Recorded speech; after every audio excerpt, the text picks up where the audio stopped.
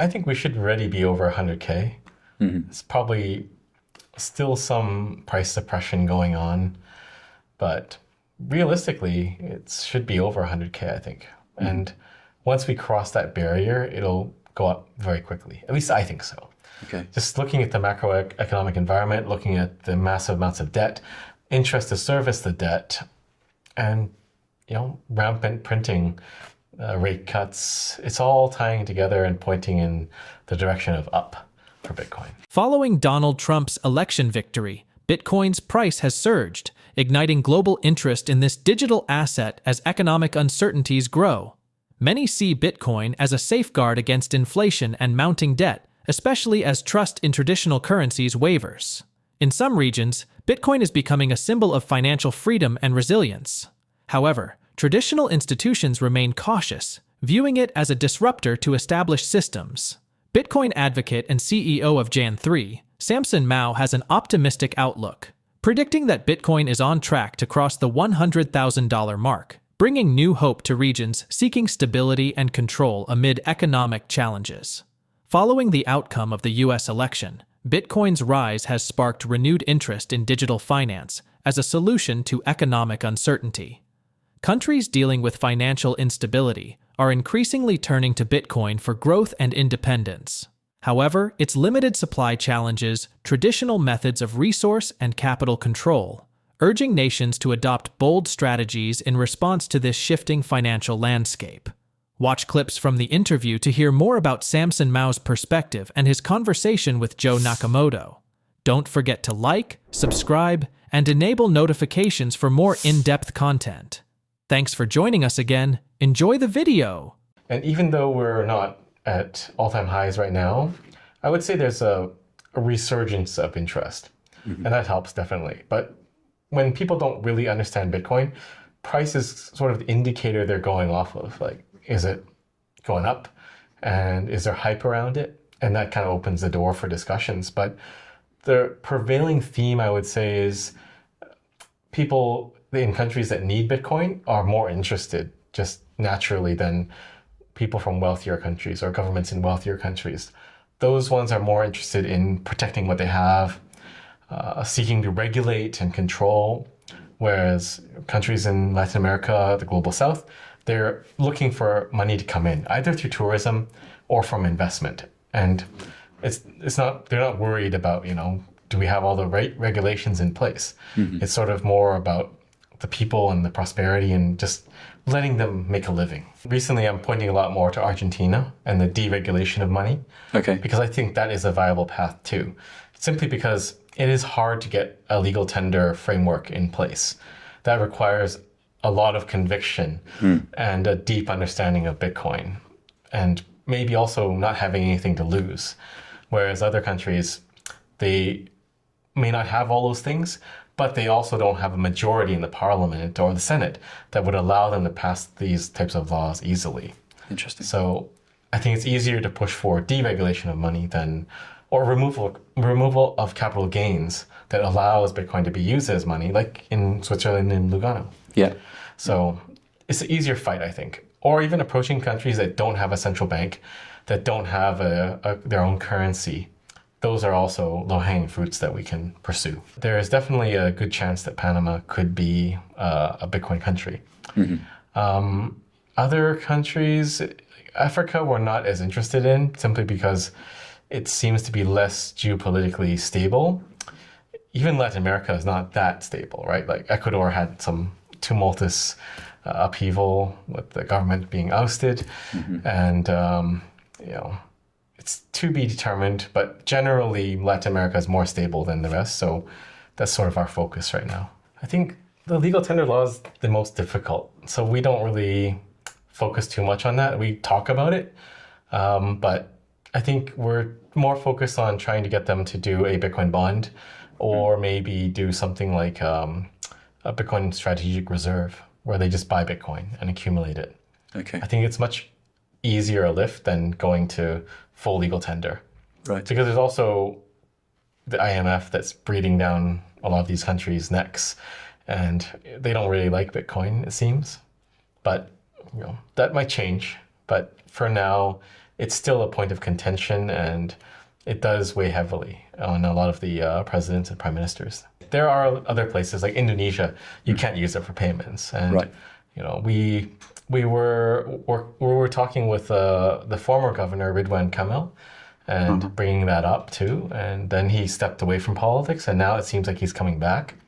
But generally, there's like a tide, people come and then they go, and you have to make sure that you're at the right time, at the right place at the right time to catch these opportunities as they present. Samson Mow highlights a growing interest in Bitcoin despite its current price not reaching previous highs. He observes that price movements drive public discussions, with greater interest seen in the Global South and Latin America, where populations view Bitcoin as a tool for economic improvement. He emphasizes opportunities in tourism-heavy regions, suggesting Bitcoin integration to boost economic inflows. Focusing on feasible measures like Bitcoin bonds, Mow acknowledges IMF resistance to broader adoption. He also points out challenges in regions like Indonesia and underscores the importance of strategic timing for promoting Bitcoin use. Samson Mow asserts that Bitcoin's price should exceed $100,000, but is suppressed, anticipating a rapid increase once this barrier is crossed, due to macroeconomic factors like debt, money printing, and rate cuts. He identifies the perception of Bitcoin as risky as a major adoption challenge, noting that conservative attitudes in regions such as Taiwan, Japan, and Korea foster hesitance.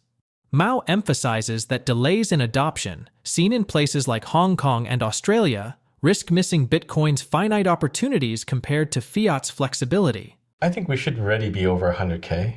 It's probably still some price suppression going on, but realistically, it should be over 100K, I think. And once we cross that barrier, it'll go up very quickly. At least I think so. Okay. Just looking at the macroeconomic environment, looking at the massive amounts of debt, interest to service the debt, and rampant printing, rate cuts, it's all tying together and pointing in the direction of up for Bitcoin. The biggest challenge is just perception of Bitcoin as a risky thing. I was in Taiwan, Japan, Korea, and a lot of the concern is like it's risky, and the people there kind of have their own limitations set already. They're like, we are too conservative to do something like Bitcoin, and maybe we'll wait until, let's say, the US does something, and then we'll do something.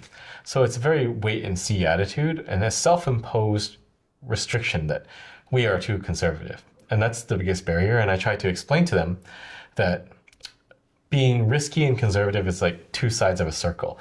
If you're trying to back away from risk, or trying to be more and more conservative, eventually you go to the risk side, because Bitcoin is a technology. And if you're shying away from it, your risk is that you miss out on that technological revolution.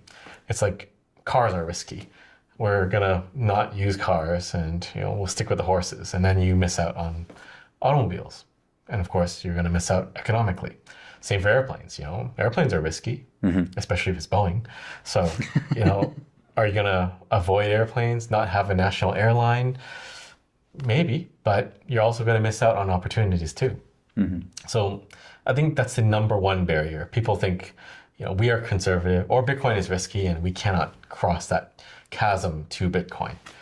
But then I try to present the reality, which is you will cross that chasm eventually. So it's either you choose to do it now or after the US. And the ETFs, whether you like them or not, are a great illustration of this. So a lot of countries waited for the US to push out the ETFs.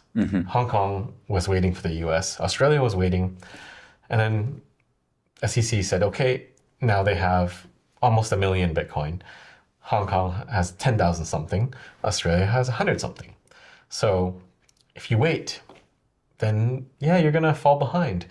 Trump is gonna probably win. He'll create the strategic Bitcoin reserve.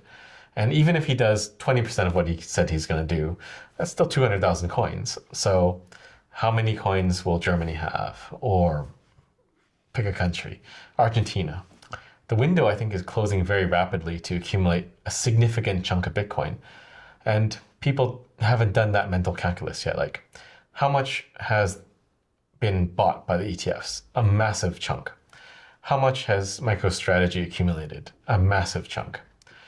Can another company do a MicroStrategy and get 250,000 Bitcoin? I don't think so. Because you're also fighting MicroStrategy and all the new ones like Semler and Metaplanet and the ETFs at the same time, and potentially a strategic reserve from the US. There's not a lot of Bitcoin left to fill coffers to the tune of 250,000 BTC. But the scarcity is just not something people can comprehend because they live in a fiat world where you can catch up by printing. So let's say, for example, Germany wants more nuclear plants. They don't have the know-how or the engineers or the components needed. They can still kind of print euros to catch up, right? So the concept of catching up through printing is just so deeply entrenched that they can't really comprehend that this thing is finite and there is no catching up. Impressively, Bitcoin surged to a record $76,990 amid growing optimism in the cryptocurrency market. This increase is partly fueled by shifts in U.S. policy, as figures like Donald Trump, once skeptical of crypto, now support its growth. His launch of the World Liberty financial venture in September, despite a rocky start, demonstrates his evolving stance. Analysts predicted a boost for cryptocurrencies following Trump's victory, with expectations that his policies could encourage deregulation and incentives for digital assets like Bitcoin. Nigel Green of De Vere highlighted the potential for Bitcoin to hit new heights as the U.S. moves toward a more crypto-friendly environment. Trump's economic policies, including tax cuts and restrictions on immigration, are expected to increase inflation and bond yields, further impacting global markets. The U.S. dollar saw a 2-year high, while European markets prepared for potential disruptions under Trump's trade policies. Despite the controversy surrounding his presidency, Trump's influence is undeniable in shaping both the future of Bitcoin and broader market trends, sparking ongoing debates about crypto's place in the global economy. As we wrap up, with Bitcoin's price reaching new heights, what are your thoughts on its transformative potential amid changing economic conditions? How do you see initiatives like Bitcoin bonds and strategic reserves shaping the future of digital finance? Please share your thoughts in the comments below, share this video, and hit your thumbs on the like button. Thanks for watching, and don't forget to subscribe.